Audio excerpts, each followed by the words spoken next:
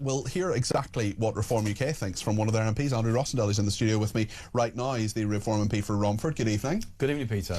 I just want to play you, Andrew, before I get into the questions to you, a clip from another MP. This is Graham Stringer, who spoke to me about an hour ago. He is the MP for Blakely and Middleton South. And I asked him straightforwardly, is he going to campaign for Andy Burnham in this Makerfield by-election? This is what he said. You're a Greater Manchester MP. Are you going to knock doors in Makerfield and say vote for Andy Burnham? I've campaigned in most of the by-elections in the north of England in my life. I would find it difficult to know what to say to people on the doorstep if they say, Andy and Josh have both abandoned us. One is the mayor. I wouldn't have an answer to that. So at the moment, I think my answer to that is no, because I don't support the decision those two friends have taken. It's fine enough for Josh to risk his own career and Andy to risk his own career, but to risk the Labour Party's representation in those two areas, I think is irresponsible. So, Andrew, at least one person in Labour not happy about this. I would imagine there are quite a few people in Reform UK cock a hoop, especially when you look at some of the different statistics from last week. 8 Makerfield wards in the council. Reform UK got 50.4%, Labour 22.7%. Tell me what's going to happen. Well, it's another by-election, and it's a by-election this time I think Reform UK can win in Manchester. And frankly, I think we need to win it, because that would show that Labour is done. And the British people want Labour out. So if we win this one, we can seriously get rid of Keir Starmer and this Labour government. So we're going to fight it right the way through, and we're going to win that seat for Reform UK. And as you said, Peter, the election results of last week showed that Reform UK is already in the lead in that constituency, winning all of the wards and over 50% of the vote. So I think Andy Burnham is going to have a tough fight to win this seat. But I think that if the people of Makerfield want to get rid of Labour, the way they do it is to make sure that they elect a Reform UK MP. Robert Kenyon was your candidate the last time. He lost out by about 5,000 votes. Is he going to be your candidate this time? Oh, I think it's too early to make decisions like that. Clearly, there'll be a process to choose the best candidate for the constituency. And whoever it is, I'm going to campaign. Unlike my friend there who says he's not going to campaign for Labour, I will be out on the streets fighting for Reform UK. Would Matt Goodwin be a good candidate? He didn't do as well as you thought he would in the Gorton and Denton by-election. He'd be a superb candidate, but whether he wants to do yet another by-election so soon after another in Manchester, I really don't know. But I think there'll be plenty of people who would like to stand as the Reform UK candidate, and I fully expect them to be the next MP, whoever it is. What do you make of what's happening in Labour at the moment? Your own party, of course, has had problems with people leaving and leadership problems and so on, as every party does, but it is very volatile in Labour at the moment. What's your sense of where it goes? And I'm sure you would oppose a Keir Starmer or a Wes Streeting or an Andy Burnham period of Prime Ministership in much the same terms. But what do you think actually happens? I think Labour has completely lost all sense of its original purpose.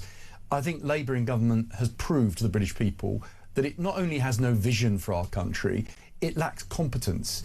It lacks any concept of what's needed to resolve the issues, the very serious issues our country is facing. And I think, speaking to people in my own constituency during the local elections, lifelong Labour voters, none of whom are going to be voting Labour anytime soon again. And I think that the Labour Party now, frankly, it's unfit to be in government. The best solution really is for them to leave office, to have a general election and a new government, which I hope will be led by Nigel Farage. You don't seriously believe that after less than 2 years there should be a general election, do you? Depends if you believe that we're in politics to put country first or party first. Yes, they can cling on, just as maybe the last Conservative government clung on to office for perhaps too long. I think Labour is in danger of doing the same thing. 18 months into this Labour government, they're done already. It doesn't take much to work out that most people want Labour out. They want Starmer gone, and I think that people need and believe that the country needs change. Do you think Reform UK are ready? Because you have a lot of newly elected councillors, and well done on your victories there, and nearly 1,500 new councillors for Reform UK. There are a lot of people just getting to grips, getting their email addresses, finding out what it is like to actually be a councillor, having not been a councillor previously. Are those people ready to run the country? You only have 8 MPs at the moment. Peter, this is a national emergency in my view. The country is in a very bad way. Don't you need experienced people to deal with a national emergency? Yes, you do. We have experienced people. We have a lot of experienced people coming forward. We have a number of... Not necessarily in political office, Andy. Well, actually, at the end of the day, if you remember when Tony Blair got elected, he'd never even been a minister.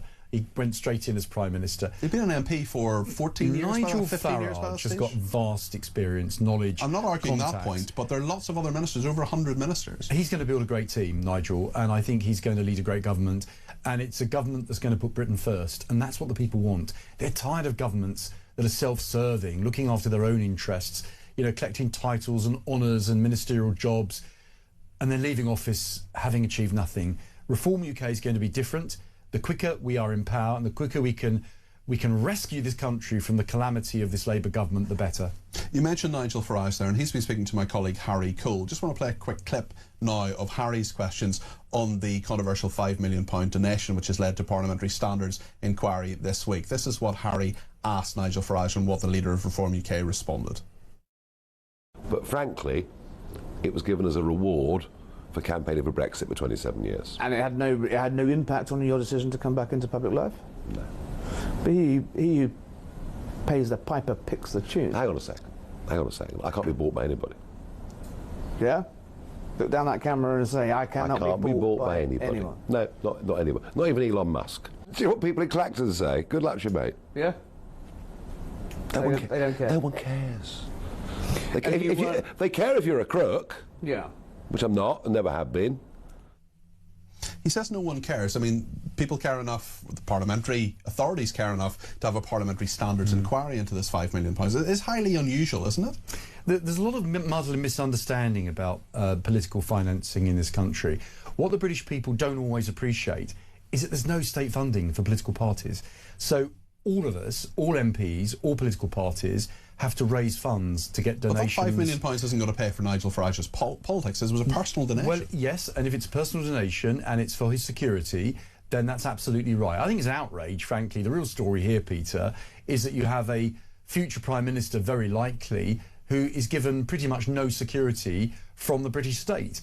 He is a security risk. He should have 24-hour security provided for him by the government, but they don't do it. He has to raise money himself to pay for his own security. That is a disgrace. After the murder of David Amess and Joe Cox, the fact that we have prominent politicians who are absolutely a security risk, yet they're not given the support and the protection they need, that is wrong. But there are loads of people in the country, including many Reform UK supporters, who think, hold on a second, someone just gave him £5 million. I mean, that is a very rare and strange thing, is it not?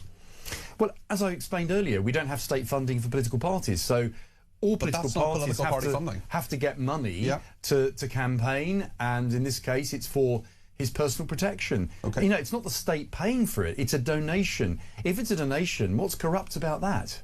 Where are you going after this interview? Makerfield? Not yet, not yet, but I expect I'll be dragooned to go there fairly soon. I'm looking forward to it because I think it'll be a Reform UK win. We'll get our 9th Member of Parliament. It's hard to say when it will happen. Have you any sense or any instinct as to whether the government will want to do this quickly? They can basically, the procedure, the moving, that can happen pretty quickly, or they could leave it a little while as well, couldn't they? Well, they have to have, I think, 6 weeks legally to call a by-election, because you have to go through certain procedures to get to that date. So they'd have to call it pretty quickly for it to be done for middle of July. So who knows? Let's see what happens. What I do know is that the campaign has already started.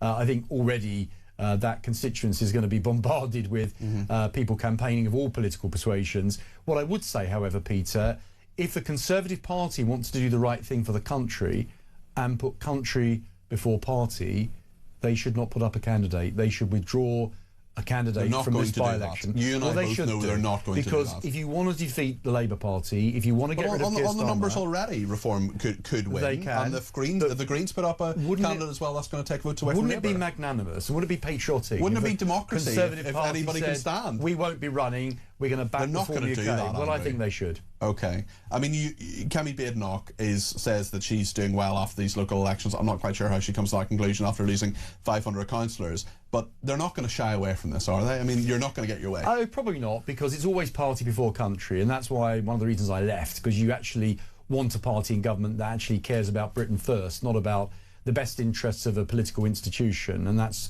where the Conservative Party has gone so wrong. So I do think they should seriously consider, in the national interest, not to field a candidate in this election. Let Reform have a free run. Let's get a Reform UK MP into Makerfield, and let's get rid of Keir Starmer, and let's chuck this Labour government out once and for all. Mark in Selby agrees with you. He says, how nice if the Conservatives returned the favour to Reform and stood no candidate against Burnham. Labour have left themselves exposed by hubris or ignorance in gambling 2 positions to replace Starmer with another spectacled specimen of the best of the left, says Mark. Well, I want to thank the spectacled specimen, Andrew Rosindell, who's coming to the studio this evening. I expect you've quite your knuckles will be red raw by knocking all those doors in Makerfield. It'll be a fascinating and, I would imagine, dramatic by-election. Thanks for coming to the studio this evening. Really appreciate it.